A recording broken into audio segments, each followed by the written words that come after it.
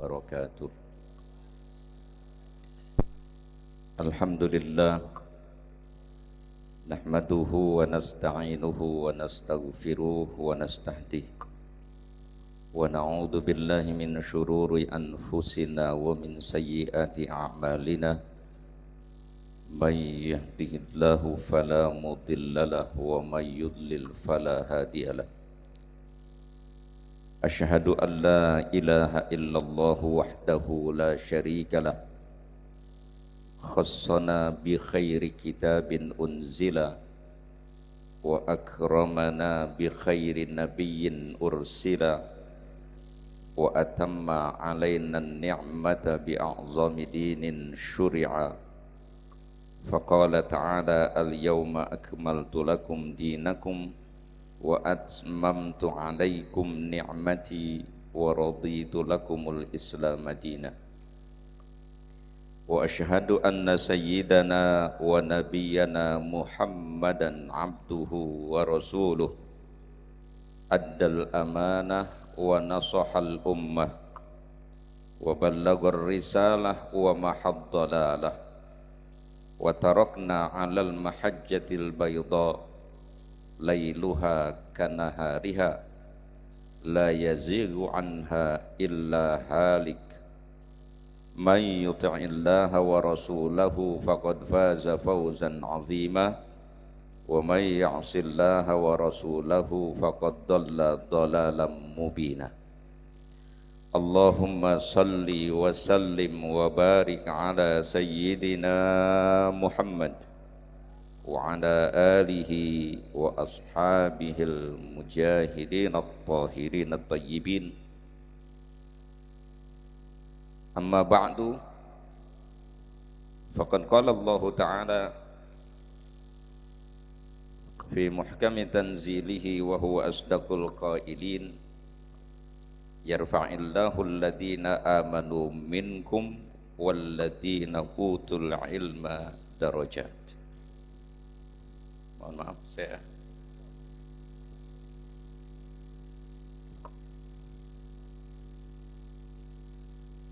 Hadratil mukarramin wal muhtaramin, para alim ulama, para kiai, para guru, para orang tua, para tokoh masyarakat, bil khusus keluarga besar Pondok Pesantren Darul Hikmah, khalifah atau pengganti kepemimpinan almarhum al-maghfurlah murabbi ruhina al-mukarram al-muhtaram Kiai Haji Mufti Asnawi, yang saya hormati para sesepuh al-mukarram Kiai Haji Junaidi, al-mukarram Kiai Haji Ahmad Rashidi, al-mukarram Kiai Haji Sabari, al-mukarram Kiai Maujud Astari, akhi fillah, teman seperjuangan Kiai Haji Imaduddin Usman, Kiai Haji Fahaduddin Sahibul Wasilah, dan para kiai-kiai yang lain, juga seluruh jamaah hadirin dan hadirat yang mudah-mudahan kita semua senantiasa dirahmati dan diberkahi Allah Subhanahu wa ta'ala. Alhamdulillah, malam ini masih dalam suasana Idul Fitri.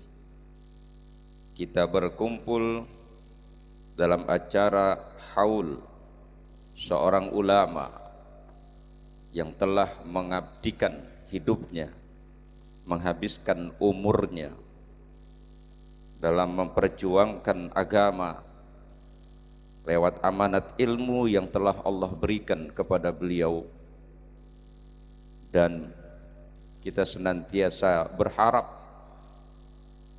dengan penuh yakin bahwa beliau di alam barzah Allah Subhanahu wa ta'ala tempatkan di tempat yang mulia, dan Allah Subhanahu wa ta'ala senantiasa akan memberikan bimbingan kepada anak keturunan beliau untuk bisa melanjutkan perjuangan beliau, begitupun para santri-santri yang pernah mendapat didikan langsung dari beliau. Tadi Qori sudah bacakan ayat-ayat, ayatnya ayat mati semua itu. Haul ini memang cerita tentang kematian dan ayatnya ayat mati semua.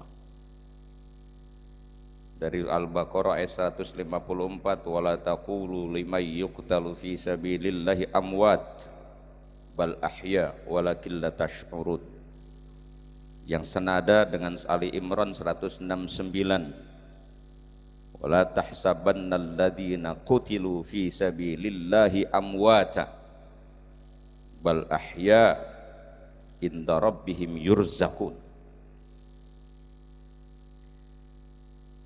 Ini memang menjadi kabar gembira buat kita semua yang menapaki jalan perjuangan li'a'la kalimatillah, untuk kejayaan agama Allah.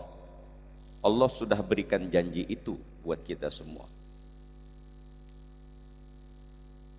Dengan segala usaha dan kesungguhan, perjuangan dan pengorbanan yang tidak sedikit, Allah akan berikan balasan yang jauh lebih baik, dan akan menjadi kebaikan tambahan ketika orang-orang yang masih ada,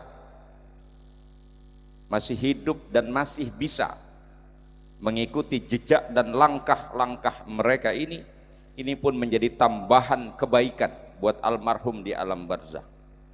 Pahala yang mengalir, kebaikan tidak akan pernah berhenti sampai kapanpun, sampai dunia ini kiamat. Ini sekaligus menjadi motivasi bagi kita yang masih pada hidup untuk mengikuti langkah-langkah perjuangan para ulama yang mereka telah benar-benar berjuang di jalan Allah Subhanahu wa taala, yang dibuktikan dengan peninggalannya berupa anak-anak yang saleh dan salehah atau santri-santri yang mampu mengembangkan cita-cita yang sama. Dan strategisnya haul bagi kita itu adalah mengingat kembali, merefresh kembali, menyegarkan kembali ingatan kita akan kiprah, langkah, taujihat dan irsyadat sahibul haul. Ini tidak boleh dilupakan. Kalau dalam jargon nasionalis itu sebut dengan jas merah, jangan lupa sejarah. Kalau dalam jargon santri jas hijau sebutan, jasa ulama. Jangan melupakan jasa ulama. Dan itu harus dikenang terus, dimunculkan terus, agar kita masih dalam satu frekuensi. Karena ke depan ini kita bisa kehilangan frekuensinya dengan arus kehidupan dunia yang sangat menggiurkan. Yang di satu sisi Nabi menyebutnya ad-dunya hulwatun khadirah, dunia itu sesuatu yang manis dan menggairahkan. Padahal di sisi lain Nabi juga menyatakan ad-dunya jifatun qadirah, hakikatnya dunia ini adalah bangkai yang menjijikkan. Itu hanya bisa dibedakan oleh orang-orang yang satu frekuensi dengan asal agama ini, yaitu Al-Quran maupun hadis Nabi, lewat keteladanan Nabi, lalu lewat pewarisnya para Nabi, yaitu para ulama. Bila tidak, maka kita akan berhenti pada kalimat pertama tadi, ad-dunya hulwatun khadirah. Ini yang sering membuat kita ini menjadi tersasar, kehilangan daya frekuensinya. Karena saya ngomong frekuensi karena semuanya megang HP, ini masalahnya. Jadi kalau nggak satu frekuensi kan nggak nyambung, Pak. Dan kudu ada kuotanya. Kalau nggak ada kuotanya juga biar HP-nya bagus ya nggak nyambung juga. Jadi ada, HP-nya kudu bagus, ya kuotanya juga kudu ada. Walaupun pakai Apple 13, tapi nggak ada kuotanya, ya mau ngomong apa? Itu paling bisa main game. Nah sekarang ini orang banyak yang hidupnya hanya sekedar main game saja. Itu yang disebut laibun walahun.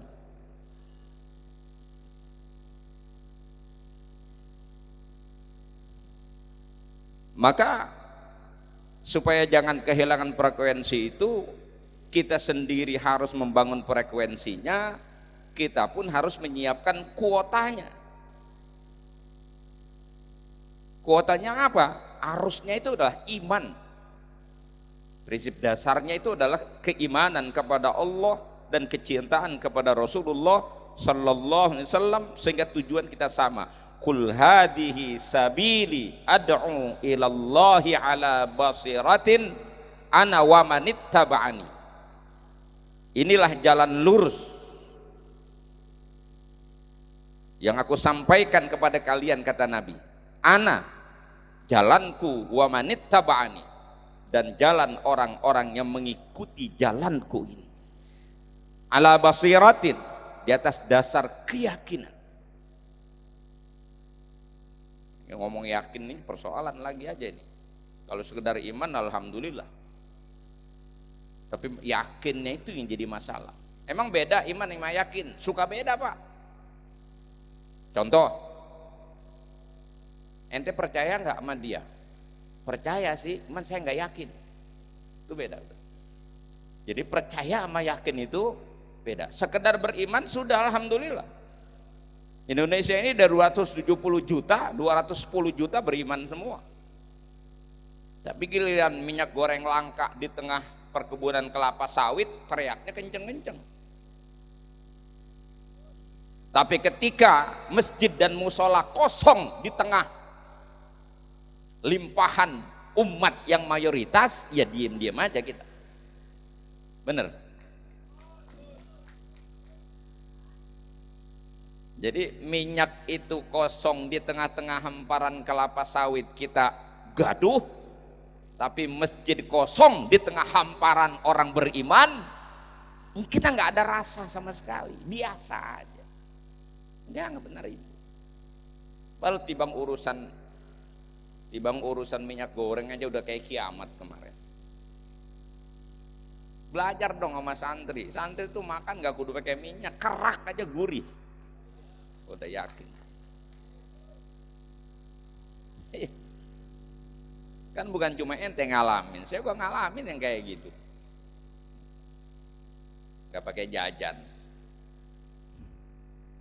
Bekas makan sore itu kerak dibiarin aja di ompreng. Ntar pulang ngaji, habis ngaji baru kita tawarin garam, kita congkel. Itu cemilan luar biasa.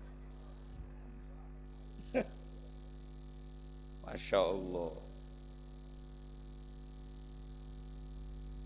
Karena memang target kita bukan itu ketika di pesantren. Target kita lah thalabul ilm. Yang penting bisa belajar. Kita nggak mikirin punya apa, bisa apa, makan apa, nggak penting. Yang penting bisa belajar.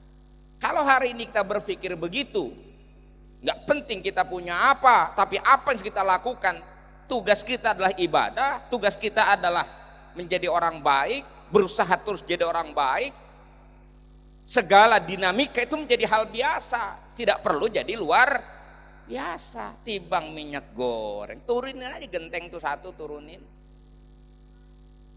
Bakar di atas kayu, taruhin kan japu di atasnya. Itu aja mateng tuh kan gesek, kan japu. Udah mateng, irisin bawang sama cabai, tuangin cuka dikit, tambahin air. Celupin tuh ikan japu di situ, dua gurihnya minta ampun. Ngalahin steak dan hamburger. Sebenarnya mah cuman karena himmah kita kepada dunia itu selalu lebih di atas segala-galanya, sehingga sedikit aja berkurang dari harapan kita, seolah-olah kita udah diselimuti dengan berbagai macam kesusahan dan kesulitan. Tidak memahami bahwa ada keindahan, ada kebaikan, ada kenikmatan di balik kesusahan-kesusahan itu. Itu yang sering kita tidak temukan. Sehingga kalaupun orang, ini jangankan kita ngomong yang ahli maksiat, yang ahli ibadah saja tidak bisa merasakan nikmatnya ibadah. Apalagi kemudian menggunakan jargon-jargon agama untuk mendapatkan dunia. Sekalinya wiridan pengen supaya rezekinya lancar, bukan deket-deket sama Allah. Padahal harusnya kan taqarruban ilallah. Sholat duhanya dipahami hanya untuk melancarin rezeki. Udah 7 tahun nggak berubah-berubah nasib, berhenti sholat duhanya, kan disorientasi. Maka itu kemudian pemahaman agama kita tidak boleh berhenti hanya pada level zohirnya nas, tapi harus masuk pada substansinya yang dalam bahasa kitabnya namanya maqasidus syariah. Makanya kemarin saya orang teriak, kita tegakkan syariah, kita formalkan syariah. Kita di pesantren udah nggak ngomongin syariah, kita udah ngomongin maqasid. Ente masih ngomong di sini, kita udah ngomong di atas. Gitu. Pesantren kan biasa ngomong maqasid. Cuman baru belajar Islam, ngomongnya selalu formalitas syariah. Yang gak usah jauh-jauh lah, Gubernur Aceh itu kan hukumnya katanya hukum Islam tuh di Aceh. Ya kan? Pencuri, orang zina dirajam segala macam, walaupun digebuk gini doang gebuknya. Bukan disabet begitu, bukan mandi ceplak aja. Tapi kan dia gubernurnya korupsi mah, tetap aja dibawa ke Jakarta, nggak dipotong tangannya di sono. Kalau mau jujur-jujuran penegakan syariah harus potong di sono, ngapa dibawa ke Jakarta? Iya kan? Akhirnya balik lagi.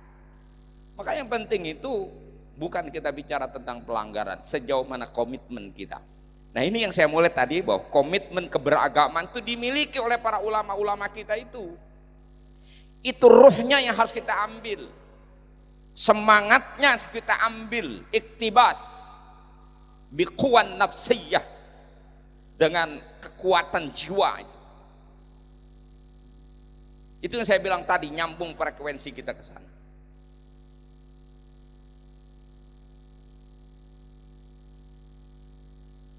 Makanya dengan orang yang mati itu meneladani mereka jauh lebih strategis.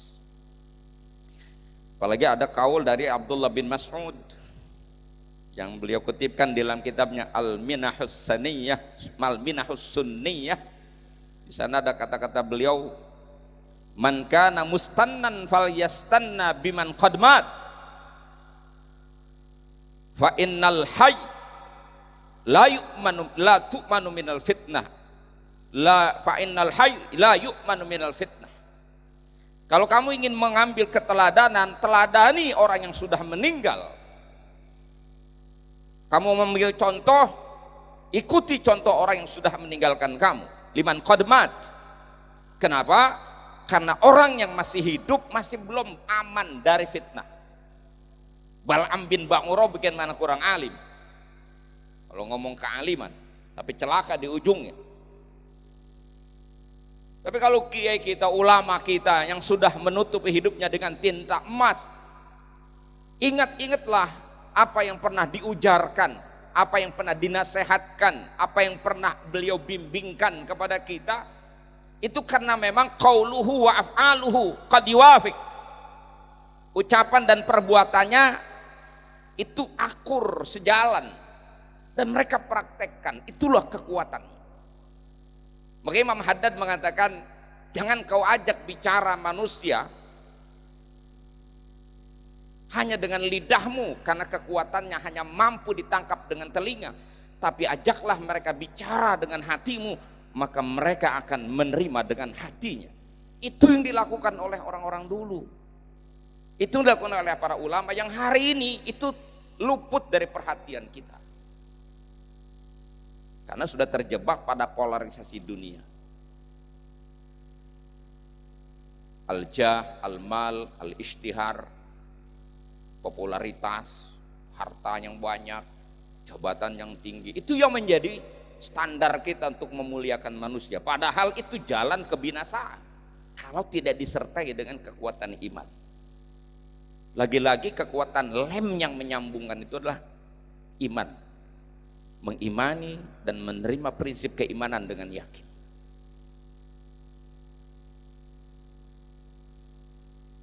Dan perkara yang pasti terjadi pada kita adalah kematian. Kita akan berhenti pada satu titik yang telah Allah tetapkan.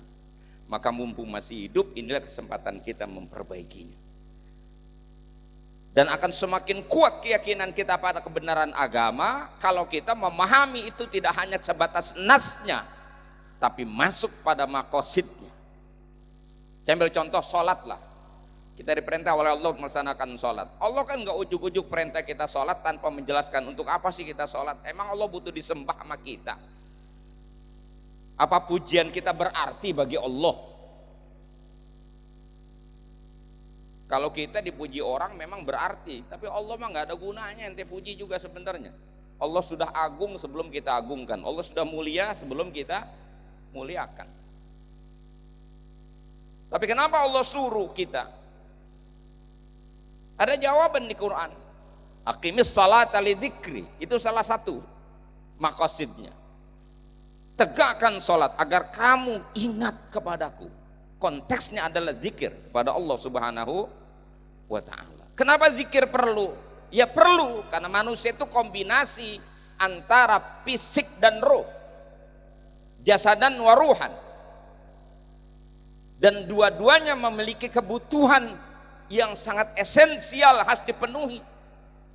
Kalau fisik nggak usah diomongkan, Allah sendiri udah bilang ya'lamuna zahiran minal hayatid dunya wa hum 'anil akhirati ghafilun.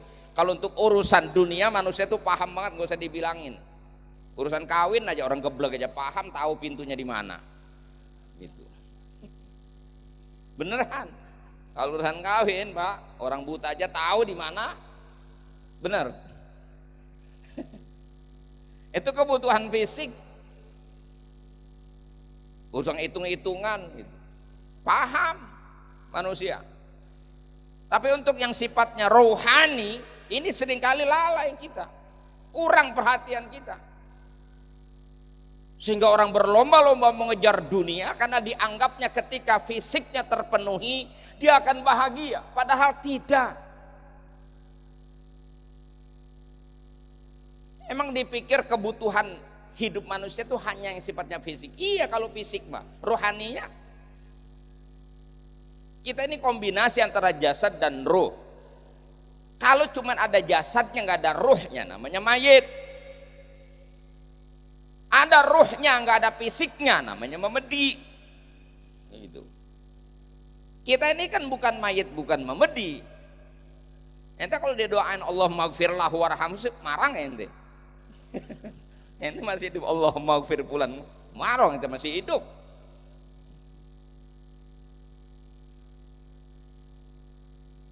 Kita nih fisik ada ruhnya. Jadi pemenuhannya hanya bukan hanya sekedar memenuhi kebutuhan fisik, makan, minum, tidur, kawin, bukan cuma itu. Tapi lihat proyeksi hidup hari ini manusia apa yang ditampilkan? Nggak jauh dari urusan itu. Itu aja bolak-balik, makan, minum, tidur, kawin, makan, tidur, lagi berak gitu. Itu. Dari bulan buang hajat di jamban, buang hajat di telapakan kebo, sampai sekarang buang hajat duduk pakai American style. LA tapi itu American. Pakai jongkok, nggak puas, sekarang pakai duduk. Malas nyiram, tinggal pencet. Ya kayak gitu berkembang terus. Tapi rohaninya nggak berkembang. Itu kenapa? Karena kesadaran dunia kita kuat, sementara kesadaran rohaninya tidak. Allah udah kasih tahu sama kita untuk urusan fisik mah. Maka begitu kita ada rasa lapar, buru-buru kita cari makan. Gitu kan? Sinyalnya lapar, berarti tubuh kita butuh makan. Begitu haus itu sinyal tubuh kita butuh air. Itu pun saya diajarin, paham bener. Mana orang haus makan, haus minum, lapar makan. Belum ketukar peniari. Asal angop nguap itu sinyal. Itu artinya tubuh kita butuh yang hobi ngopi, yang mau butuh istirahat, pasti kita tidur. Itu kebutuhan fisik. Kebutuhan rohani kita apa? Makanan rohani kita bukannya hamburger, bukannya ketan, bukan nasi. makanan ruh kita adalah zikir. Maka kalau hidup ini konstan zikir kita kepada Allah, orang itu akan stabil hidupnya. Kan gak bakalan stres ngadapin hidup kayak apa. Orang-orang ahli ibadah tenang aja hidup, gak goyang, karena jiwanya stabil. Bukan cuma fisiknya, hari ini orang gemuk-gemuk. Mana ada orang kurus hari ini? Yang gemuk aja pengen kurus gitu. Dulu orang pengen gemuk minum pel. Akhirnya kegemukan, bingung diri jadi sakit. Sekarang orang pada bingung karena kegemukan, ya kebanyakan makan. Makan mulu sujud kagak. Ruhnya ini nggak pikirin. Padahal di situ kata Allah, ala bidzikrillah tatmainnul qulub. Maka di situ strategisnya tiga. Sholat itu bukanlah kebutuhan Allah dari hambanya, tapi bagaimana kemudian kita menempatkan sholat itu kebutuhan mendasar kita. Yang dalam teorinya Abraham Maslow itu disebut dengan basic need namanya. Kebutuhan mendasar manusia yang bersifat kebutuhan spiritualitas,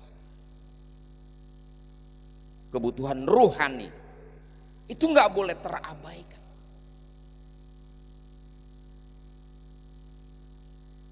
Makanya orang-orang yang ahli ibadah kita lihat hidupnya relatif nyaman, tenang aja. Nih contohnya ini, tenang-tenang banget. Biar nggak punya duit, tenang mainnya di masjid, musola, keluar masuk, tenang. Ntar ke tetangga tahlilan, pasti dia yang diundang. Udah lama nggak makan daging gara-gara tetangga mati, akhirnya kan yang diundang dia, masa preman di jalanan diundang, pasti kan ahli ibadah yang diundang duluan. Ustadz aja berkatnya 2, amplop lain. Tuh, apa nggak berkah hidup sebenarnya itu? Subhanallah. Kalau rohaninya stabil, itu yang dibutuhkan oleh kita hari ini. Dan kita lihat dari kehidupan orang-orang terdahulu kita itu, ya orang-orang saleh, para alim ulama, tenang hidup mereka. Padahal yang kita cari sama, ketenangan dan kebahagiaan, tapi salah memprioritaskannya. Dia bikin rumah mewah, dia pikir dia akan bahagia di rumah mewah. Itu namanya host. Ente bisa bikin host, tapi belum tentu semua host ada home-nya. Itu bangunan, tapi kenyamanan belum tentu. Bisa jadi orang yang rumahnya selapangan bola luasnya, gelisah hidupnya, sementara yang tinggal di rumah RSSSS, rumah sangat sederhana, selonjoran saja susah, samping sawah, motor aja nggak masuk. Tapi penghuninya ahli ibadah, orang-orang baik, dijamin oleh Allah Subhanahu wa taala. Allah berikan kepadanya hayatan thayyibah. Walaupun pandangan orang boleh jadi tidak ada thayyibah di situ, tapi itu soal rasa masalahnya, rohani bukan fisik. Sementara yang jauh dari Allah, wa man a'rada an dzikri fa innalahu ma'isyatan danka wa nahsyuruhu yaumal qiyamati a'ma. Siapa orang yang berpaling dari Allah, berpaling dari Al-Quran, berpaling dari agama, tidak mau mengingat Allah, fa innalahu ma'isyatan danka, maka pasti hidupnya dalam keadaan sempit. Walaupun rumahnya segede lapangan bola. Crazy Rich lagi ramai di TikTok. Crazy Rich, orang kaya gila. Orang gila kaya. Sebutannya bahasnya Crazy Rich. Ada yang ngeris crazy. Gila kaya. Orang kaya gila katanya sultan mah apa aja bebas. Yang parah itu orang gila kaya, parah.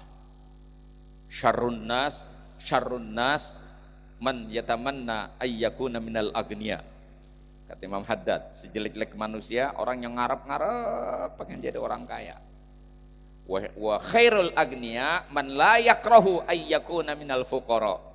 Sekeren-kerennya orang kaya yang nggak pernah takut jadi orang susah. Yang salah orang susah takut susah. Ini yang banyak. Makanya santri nggak usah takut susah, hidup santai. Orang udah biasa kok susah takut. Yang pantas takut susah tuh orang kaya. Kita mah santri udah biasa makan kerak, ya santai aja, mau bagaimana juga. Kudu biasa. Makanya kultur pesantren tuh serba kekurangan, itu memang didikan tarbiyah juga. Nggak menjamin loh pesantren yang fasilitasnya wah, tidur di atas kasur empuk, mandi dengan shower. Ente cukup pakai selang.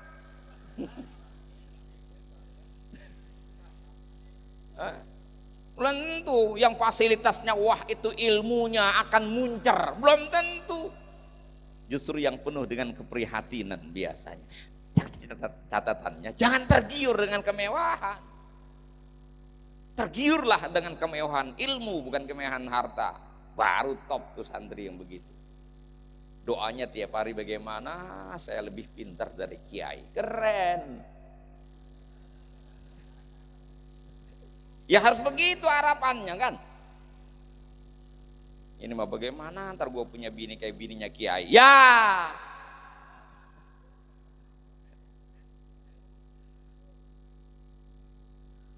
Jadi kalau kita lihat di situ titiknya di mana? Dari mulai tadi ayat kematian, Allah muliakan orang yang berjuang di jalan Allah. Kemudian yang hidup pun dapat jaminan dari Allah. Man amila saliham min dzakarin au unta wa huwa mu'min falanuhyiyannahu hayatan thayyibah wa lanajziyannahum ajrahum bi ahsani ma kanu ya'malun.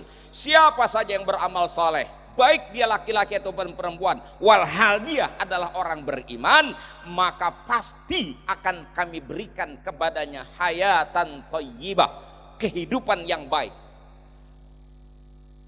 Ibnu Abbas mengatakan hayatan thayyibah di ayat ini dimaksud adalah ar-rizqul halal wat thayyib. Allah akan kasih sama dia rizki yang halal yang baik-baik. Nggak kayak orang yang nggak punya iman, disuruh nyari yang halal dijawab sama kita, ya Pak Ustadz hari gini ngomongin halal, haram aja susah saya. Kan orang koslet itu. Padahal ayatnya udah begitu, jaminan dari Allah, siapa saja yang beramal soleh, yang baik kelakuannya, taat ke Allah, dasarnya adalah karena iman, Allah jamin Allah akan kasih kehidupan yang baik di dunia ini. As-sihha wal afiyah. Rohatul bal bahasa kitanya jempar nih, punya pikiran tuh jembar gitu. Wow, nggak stres. Kayak gini nih wajahnya nih tuh, wajah jembar semua. Habis makan, habis dapat snack. Coba nggak ada snacknya, celingukan dulu. Jembar pikiran. Dan bukan cuma itu janji Allah. Walanajziyannahum ajrahum bi ahsani ma kanu ya'malun. Itu ayat dua-duanya menggunakan dua taukid itu untuk meyakinkan kita semua. Falanuhyiyannahu, lamnya bimakna taukid, nunnya ada nun taukid juga, dua taukid di situ. Allah pastiin. Begitupun balasan Allah akan kasih nanti kalau kita mati, walanajziyannahum. Itu dua taukid juga. Pasti akan kami berikan ganjaran bi ahsani ma kanu ya'malun, dengan ganjaran yang lebih baik dari apa yang mereka lakukan di dunia ini. Sedikit saja pengorbanan Allah terima, Allah akan kasih buhbuhatul jannah, luasnya sorga, yang luasnya sorga itu mencakup langit dan bumi. Masya Allah, biar santri kesrek gudik di mana aja ada. Rumah sempit, kamar sempit, mati Allah akan kasih sorga yang luasnya mencakup langit dan bumi. Konglomerat punya 1000 hektar, kita udah nggak bisa diukur. Allah kasih mencakup langit dan bumi, asal kuat ngidernya aja udah ente. Itu dijanjiin kan kita sebenarnya, masa nggak ada girangnya?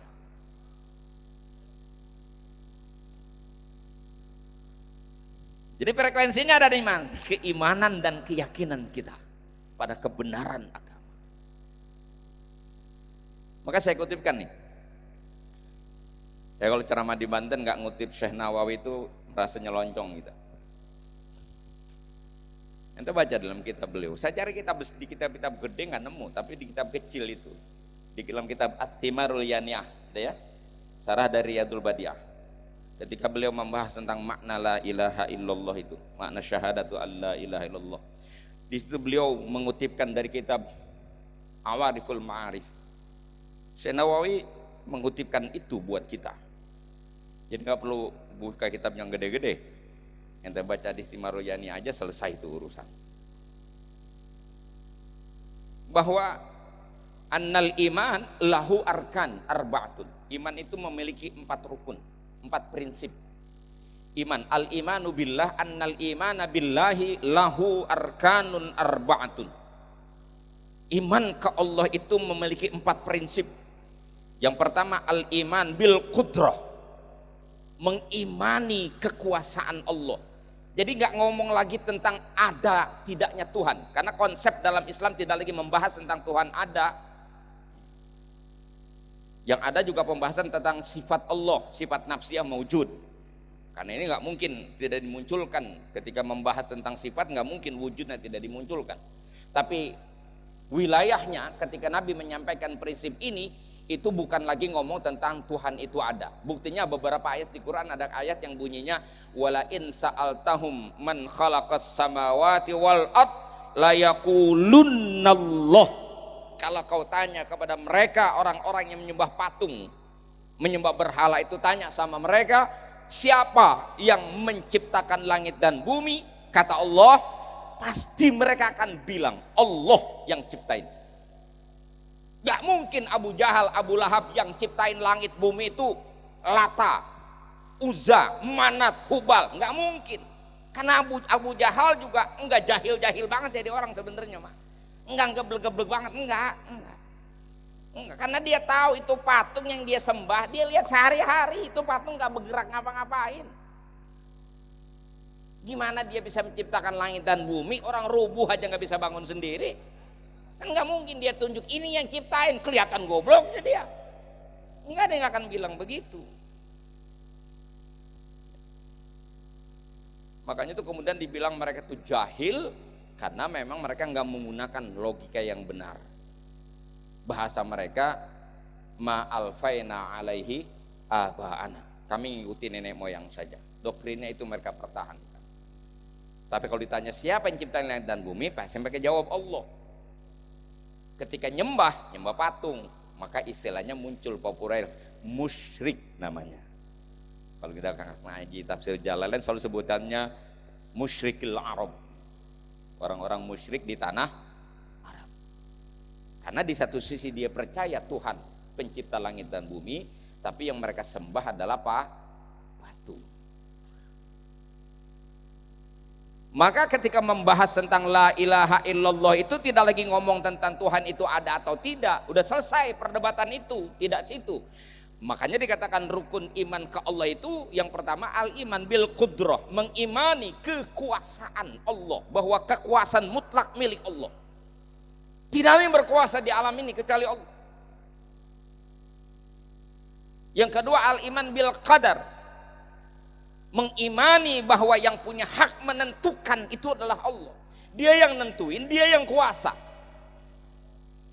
Pada prinsip ini kalau kita yakin, kita akan berhenti ngomel hidup, akan berhenti nyinyir hidup, gak akan keluar lagi tuh bahasa mempertanyakan keadilan Tuhan. Tidak, karena dia memahami betul bahwa apa yang ada dan terjadi dalam kehidupan ini adalah semua kuasanya Allah dan semua berlaku berdasarkan kehendaknya Allah. Nggak ada yang terjadi di luar kehendak Allah. Yang terjadi apa yang Allah kehendaki itu terjadi. Kan populer itu bahasa kinnya, anta turid ana urid wallahu fa'alun lima yurid. Termasuk Allah yang menentukan nasib kita. Inna rabbaka yabsutur rizqa liman yasha wa yaqdir. Innahu kana bi'ibadihi khabiran basir. Tuhanmu yang menentukan, yang kuasa meluaskan rizki bagi orang-orang yang ia kehendaki, dan Tuhanmu yang kuasa menyempitkan rizki dari orang-orang yang Allah kehendaki. Maka kita lihat dalam panggung kehidupan, ada orang yang lahir keluarga kaya sampai mati kaya aja, ada. Ada yang lahir dari keluarga kaya ujungnya bangkrut, ada nggak? Ada. Ada yang lahir dari keluarga miskin jadi kaya, ada nggak? Ada. Ada yang lahir miskin sampai mampus miskin aja, ada.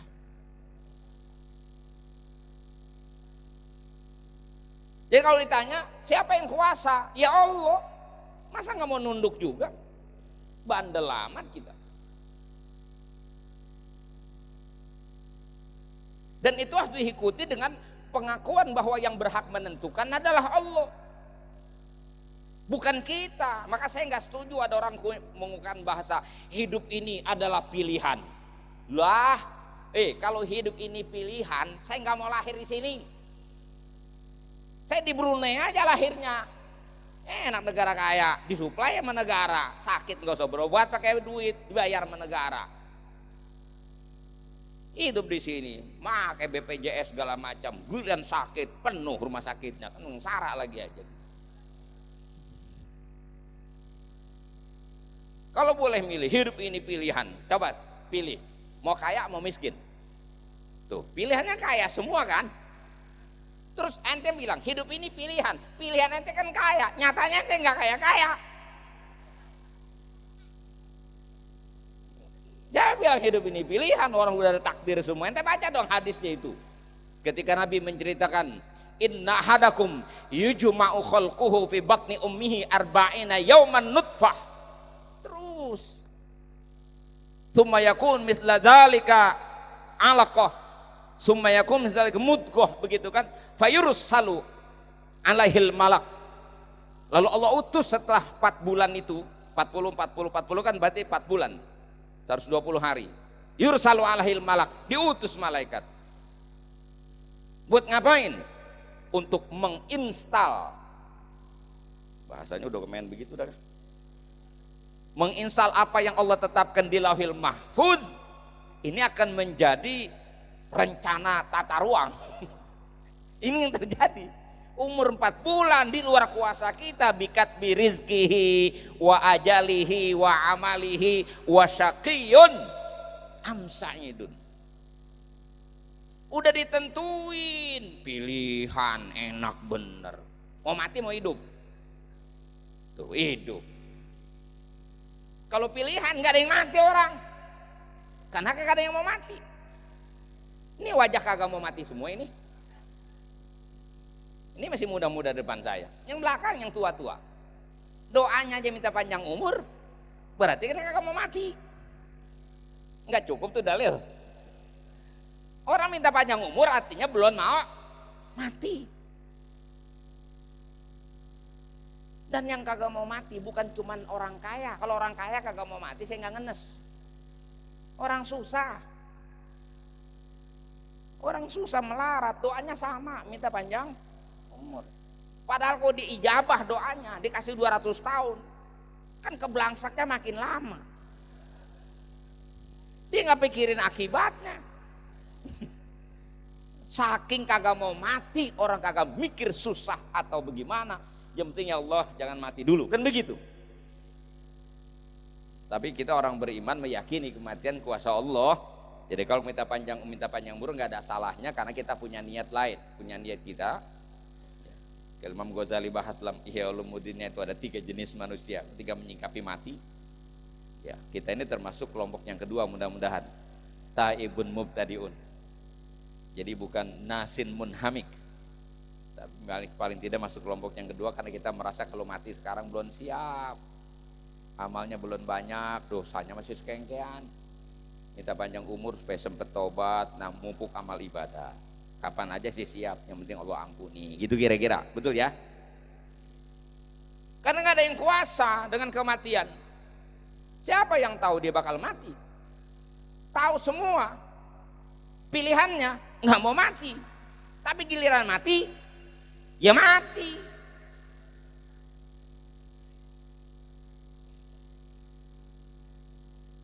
Covid kata bikin mati. Ya kagak, itu sababun minal asbab.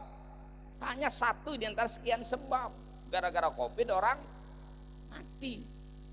Kalau kita yakin, ya gak usah takut sama Covidnya. Kalau jatahnya belum mati, gua gak bakalan mati.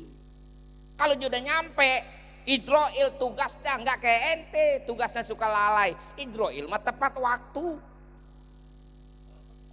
Nggak ada penghalang walau kuntum fi burujim musyayyadah, walaupun kamu berada di benteng yang sangat kokoh, nggak ada lubang angin, tembok semua, tembus nggak sama Idroil?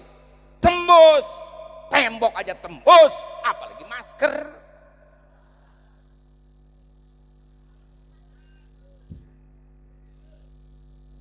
Terus apa yang pakai masker salah? Enggak salah. Kita pakai masker bukan menghalangi Israel. Kita pakai masker menghalangi virus. Karena sebab boleh dihadapi dengan sebab. Kalau Israel, enggak ada yang bisa ngadepin Israel. Siapa bisa ngadepin Israel? Enggak ada. Betul. Jadi pakai masker salah enggak? Ya kagak. Selama konteksnya adalah ikhtiar. Kalau bahasa Sayyidina Umar, aku memilih takdir yang lebih baik. Begitu. Bahwa pilihan kita mencari baik, iya, tapi kita yakini yang terjadi bukan pilihan kita, tetap yang terjadi adalah apa yang ditentukan oleh Allah. Itu rukun dari iman kita kepada Allah yang dikutipkan oleh Syekh Nawawi, ulama kebanggaan kita semua. Orangnya dari kampung kita ini di sini, tapi orang Indonesia bangga semua. Dan keiman nih muncul nanti ke depan. Yang lain ente juga. Cuma kudu sering ngayap, jangan mendem di sini aja. Ngopinya jauhan dikit. Seduhannya agak kentelan. Itu. Pakai gula boleh, gula merah. Terus yang ketiga, rukun iman ke Allah itu adalah at-tabarri minal haul wal quwwah. Ini prinsip penting ini.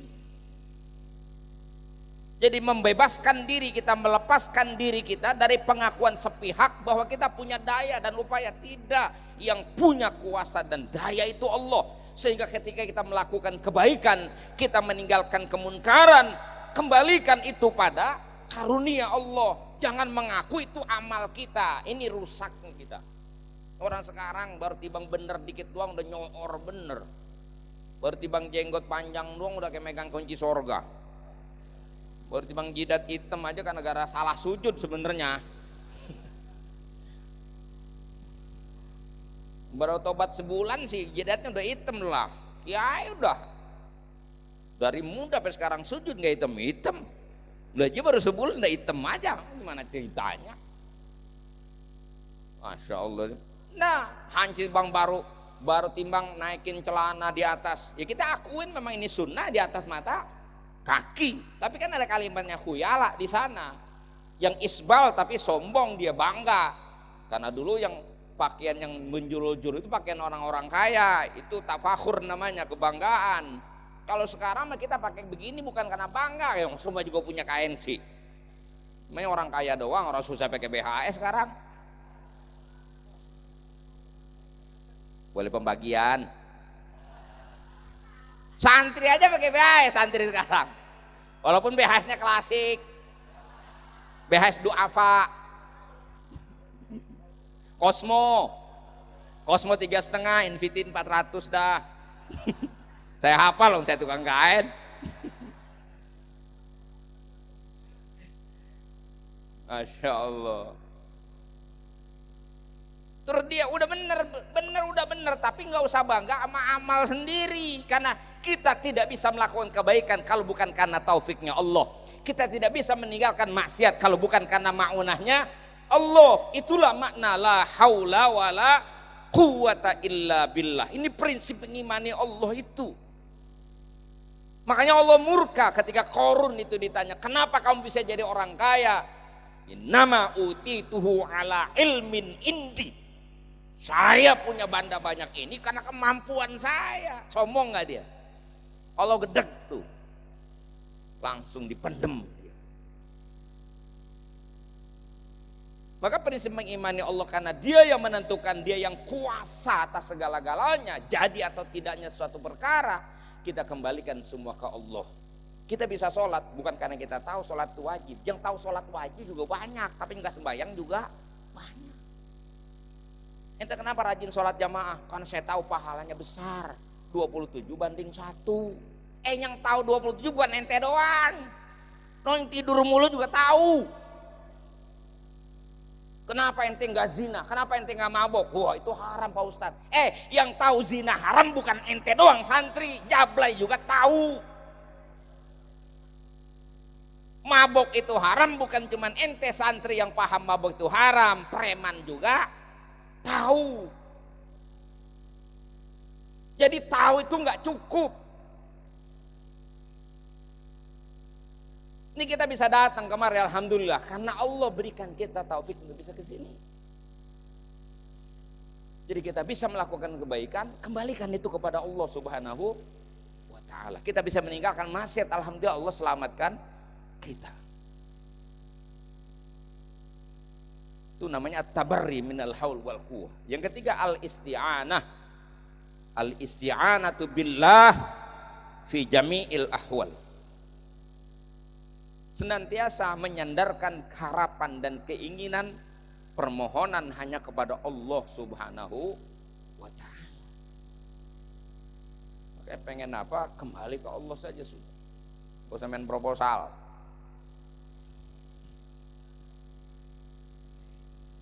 Ya gak apa-apa, proposal kan sebab. Sebab bisa dihadapi dengan sebab. Tapi hati kita tetap ke Allah. Begitu nggak dikasih itu, jangan marah-marah sama yang kagak ngasih.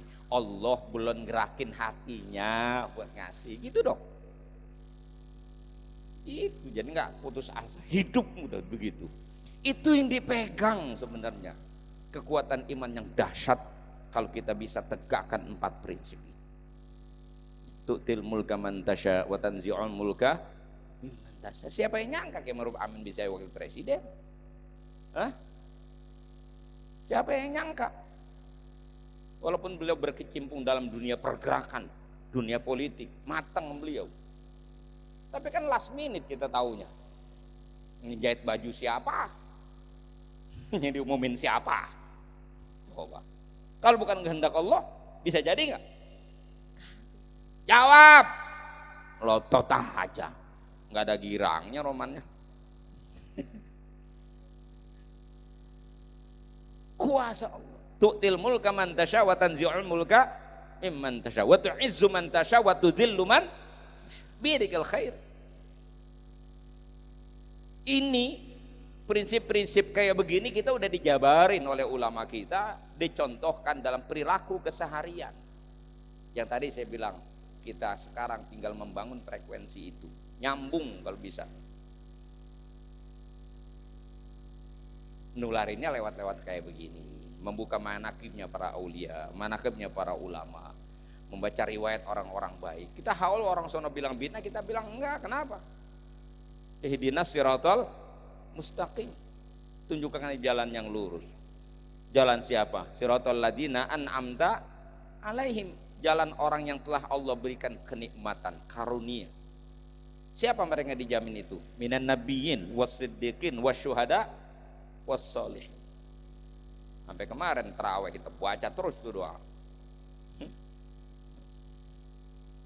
Pengen minum air susu di sorga.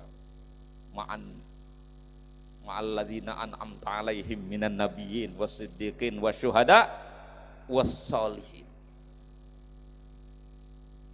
Jadi apek-apeknya nih ya, apa bahasanya? Apek itu apa ya? Sesial-sialnya nih gitu. Kalau ngikutin orang soleh, ngepek insya Allah. Paling tidak diakui. Doa kita juga nggak terlalu tinggi amat, pengen jadi ini, enggak.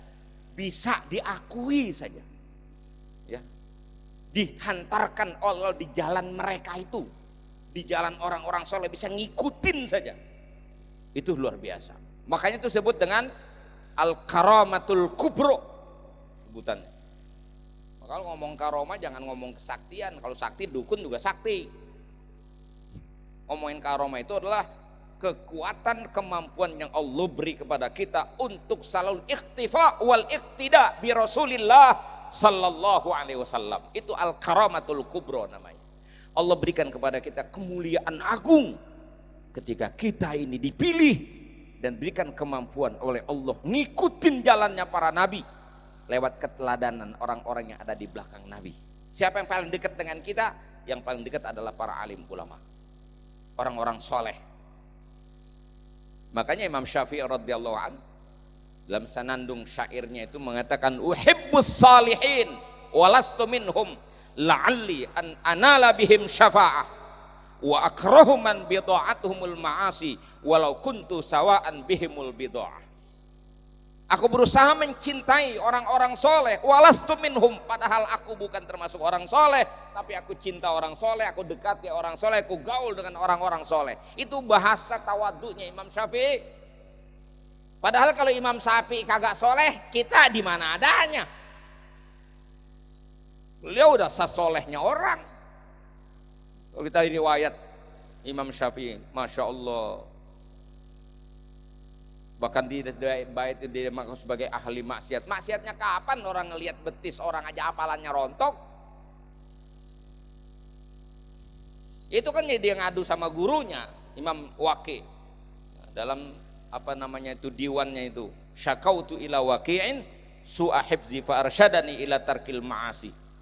Tapi beliau tawadunya mengatakan, aku berusaha mencintai orang soleh meskipun aku ini bukan orang soleh, tapi aku berusaha mendekati, mencintai orang-orang soleh. La'alli an anala bihim syafa'ah.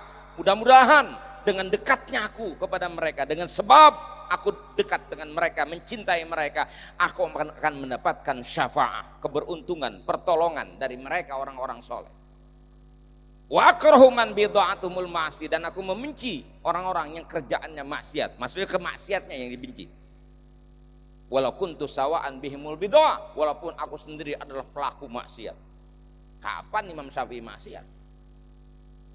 Nggak sengaja lagi mungut kertas tulisannya yang kabur, tiba-tiba seorang perempuan lewat, diterpa angin, betisnya kelihatan. Pas lagi nengok, kelihatan betisnya, rontok hafalannya, betisnya doang. Ente ngelihat semua tikungan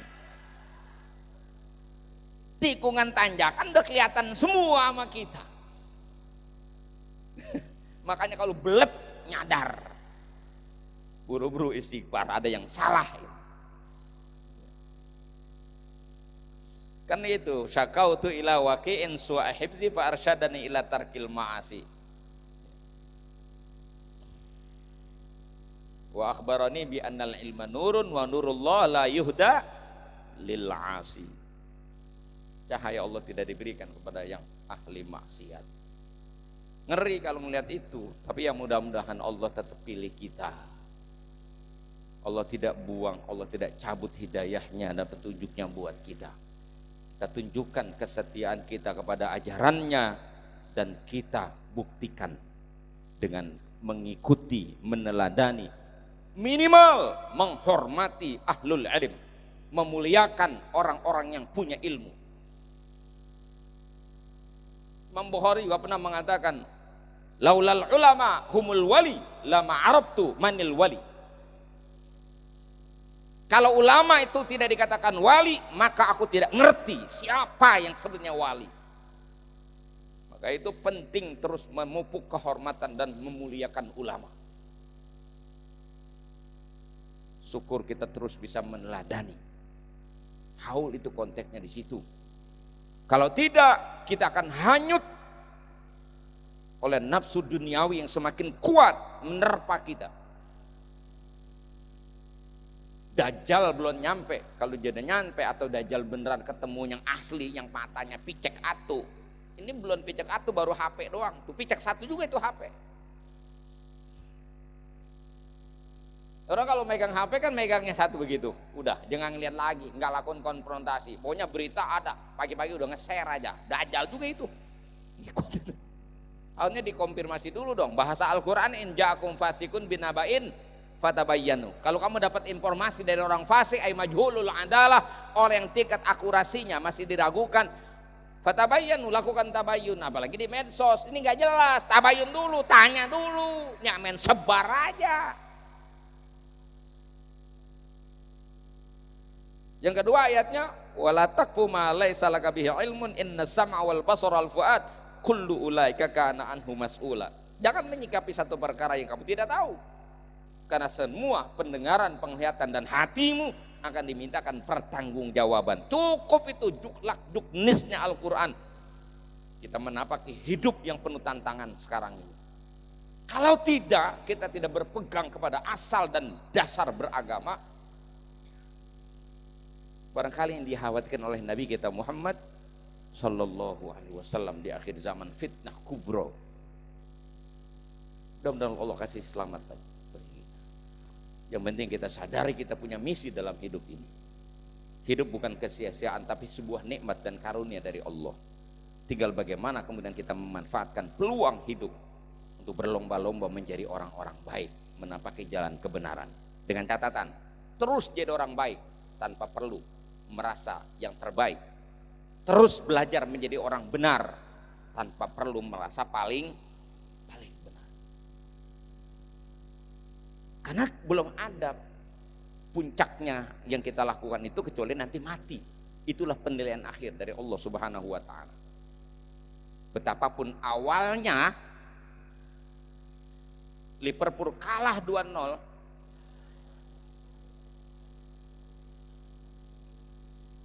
Villarreal kemana berjaya 2-0. Tapi ternyata endingnya kan 3-2. Golnya Sadio Mane itu menentukan. Liverpool besok akan maju ke final lawan Real Madrid. Dan siapa pemenangnya tidak bisa dibilang dari sekarang, tidak bisa dibilang di babak pertama. Tunggu sampai peluit akhir. Peluit akhir kita adalah ketika Israel nyampe, Israel peluit akhir, husnul khotimah atau kasu'ul khotimah. Jadi jangan pernah bosan menjadi orang baik, jangan pernah berhenti ikhtiar jadi orang benar, dan jangan pernah merasa kita udah baik, jangan pernah merasa kita udah benar, karena belum endingnya Israel nyampe. Bagaimana keadaan kita? Nah, untuk bisa sampai ke sono, yamutul mar'u ala ma'asya alai. Seseorang akan mati sesuai dengan pola hidupnya. Kalau hidupnya kayak begini nih semua, insya Allah udah dekat banget surga, udah dekat. Enggak percaya deh. Man salaka tariqan yaltamisu fihi ilman sahhalallahu lahu bihi tariqan ilal jannah. Nabi yang ngomong, jalan surga kita enggak selangkah lagi Pak, mati surga.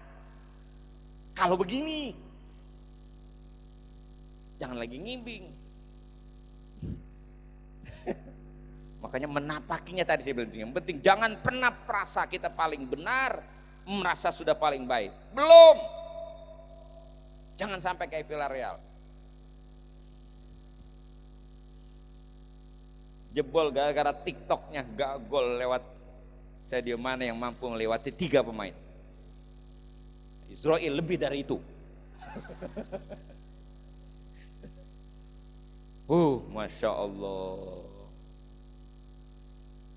Dan yang akan menjadi pijakan kita itu adalah bahwa kita pencapaiannya bagaimana memposisikan diri sebagai hamba Allah dan sebagai khalifahnya Allah. Sebagai hamba Allah, bahasa sayanya bagaimana kepada Allah kita taat, kepada manusia hidup kita bermanfaat. Itu misi hidup yang kita sandang, siapapun kita. Lagi-lagi saya mau kutipkan syairnya Imam Syafi'i. Enggak ada di diwan ini kalau nggak salah, tapi ada di kitab lain.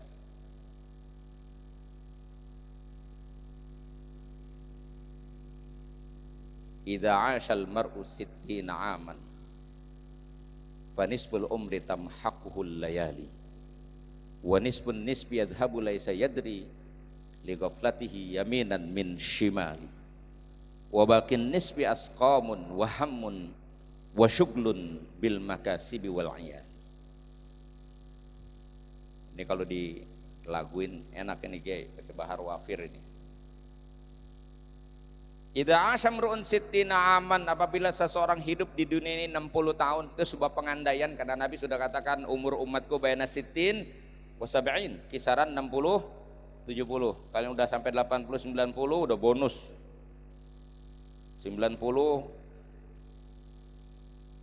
semakin matang, semakin soleh, nah, itu karomah udah wali. 70 masih gaple aja, udah jangan dibilangin. Oh dibilangin galakan dia, aki-aki ente bilangin, udah pokoknya jangan main catur aja lah, gua bilang anak baru kemarin.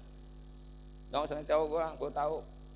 Anak baru kemarin pengen ngaruh-ngaruh orang tua, penasehatin orang tua. Udah makan banyak asam garam, makanya biarin aja udah. Asamnya kebanyakan jadi asam urat, garamnya jadi darah tinggi, ngamuk mulu, biarin aja. Cukup didoain jarak jauh. Hal doa tuh nggak terhalang mudah-mudahan. Kalau dibilangin nggak mempan udah. Tapi kalau yang begini-begini semuanya ahlus sholah insya Allah. Amin aja dulu. Beliau katakan, idza asyamru'un sittina aman, apabila seseorang hidup di dunia 60 tahun, fanisful umri tamhaquhul layali, maka separuh dari umurnya itu akan dihabiskan dengan malam-malamnya, karena terbagi dua masa hidup kita, siang dan malam. Kalau kita bagi dalam bentuk kegiatan itu ada dua juga, satu untuk usaha di siang hari, malam untuk istirahat. Wa ja'alnal laila libasa wa ja'alnan nahara ma'asya.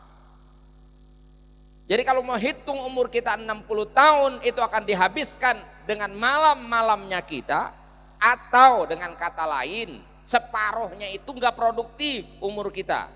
Jadi kalau umur kita 60 tahun sebenarnya yang produktif umur kita cuma 30, yang separuh habis buat tidur. Apalagi potongan begini, lagi ngaji aja tidur. Lah saya juga kan khotib Jumat, kadang-kadang tahu jamaah. Kita pikir mah sekarang mau saya udah nggak kebohongan lagi sama jamaah. Asal nunduk begini nih bukan khusyuk. Tadinya kita semangat ya, memang khusyuk. Nggak tahu mah tidur. Tuh, giran melek aja tidur, berarti kan banyakan tidurnya sama meleknya. Ini potong rata-rata aja dah. 12 jam usaha, 12 jam tidur. Terus apakah yang separuh ini kita bisa maksimalkan peranan kita, berusaha menjadi hamba Allah yang taat, yang baik, menjadi hamba Allah yang baik dalam kehidupan bersama? Apakah kita bisa jalankan? Di bait yang kedua lebih memprihatinkan ketika Imam Syafi'i katakan, wa nisfun nisbi yadhhabu laisa yadri, separuh dari separuh umur itu berarti kalau 60 30 separuhnya berarti 15 atau seperempatnya. Beliau katakan nih secara umum, yadhabu laisa yadri, itu umur hilang, sedangkan dia sendiri nggak tahu kemana habisnya itu umur. Tahu-tahu udah tua aja kita. Saya masih ingat kemarin lari di galengan ngejar-ngejar blekok. Masih ingat celana pada robek gara-gara ngerautin layangan. Masih ingat umur belum akeh belasan, umur satuan. Lah tahu-tahu sekarang udah 55, coba bayangin. Allahu Akbar. Itu umur seperempat umur kita kalau mau dihitung itu habis hilang. Kita nggak tahu. Karena kenapa kata Imam Syafi'i, li ghaflatihi yaminan min shimali, karena kelalaiannya dia pergi ke sana kemari ngerjain ini itu yang nggak ada manfaatnya. Coba ente main gaple berapa lama? Emang sekali putaran doang. Ini kalau kuping belum penuh sama jepitan. Oh, main catur. Satu game aja bisa 2 jam. Padahal kecil banget kayunya. Mindahin aja 2 jam itu. Masya Allah. Apalagi kalau mancing. Berangkat sebelum subuh. pulang udah maghrib. Umurnya habis di empang aja. Serius. Itu serius banget itu kalau mancing. Gak ada orang mancing gak serius loh Pak. Serius. Saking seriusnya. Itu benang kenur kan orang mancing gak ada yang diketul di depan. Gak seru ntar nariknya. Maka dibuang yang jauh. Sampluk. Susut. Itu benang kenur di ujung empang. Begitu kecil padahal. Kelihatan. Saking serius. Diam aja. Nyundut rokok pun rokoknya jangan liatin. Api jangan lihat. Oh no aja no. Wih, Masya Allah serius. Saking seriusnya itu benang kenur di ujung empang kelihatan. Giliran ngaji mah emang rada kagak serius. Kalau ngaji disuruh baca tuh, digeser aja kita berzanji baca muludan. Digeser lagi ke sebelah. Alasannya apa? Nggak bawa kacamata. Nggak lihat maksudnya. Kita berzanji kan tulisnya udah gede banget itu. Ditaruh di depan mata dia nggak kelihatan. Kenapa? Nggak serius.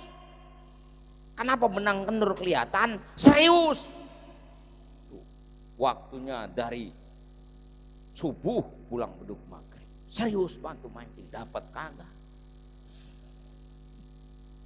Itu karena li ghaflatihi yaminan min shimali. Belum bengongnya. Ini wajah tukang bengong semua. Lagi bengong di rumah. Lagi ngapain bang? Enggak sih, gue mah lagi iseng aja. Bengong gak tuh namanya? Iseng gak dia? Iseng. Allah ciptain kita serius, kok kita iseng? Makanya habis umur kita. Mana ada kiai kerjanya iseng-iseng. Lihat mereka serius ngajar. Saking seriusnya nggak nerima kalau santrinya geblek. Pengennya pinter semua. Saking seriusnya. Yang belajar kagak ada seriusnya. Yang penting ngaji. Pakai dalil siapa yang duduk di majelismu yang nggak nulis satu huruf pun. Ya akan dapat pahala sekian. Pahala aja cari-cari. Ilmu cari pahala. Kayak tahu aja pahala bentuknya lonjong apa bulat. Ilmu cari itu pahala buat memotivasi. Targetnya mencapai ilmunya. Serius makanya. Yang serius yang berhasil. Yang enggak serius enggak. Itu udah rumus. Rumus Allah bikin. Allah buatkan buat kita. Walladzina jahadu fina lanahdiyannahum subulana wa innallaha lama'al muhsinin. Orang-orang yang bersungguh-sungguh di jalan kami, berjuang di jalan kami, akan kami bukakan, akan kami tunjukkan kepada mereka banyak jalan menuju kami, kata Allah. Enggak satu Allah kasih. Mujahadah. Bait yang terakhir.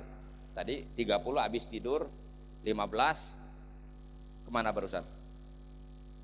Sia-sia tanpa disadari. Tinggal berapa? Tinggal 1/4 lagi.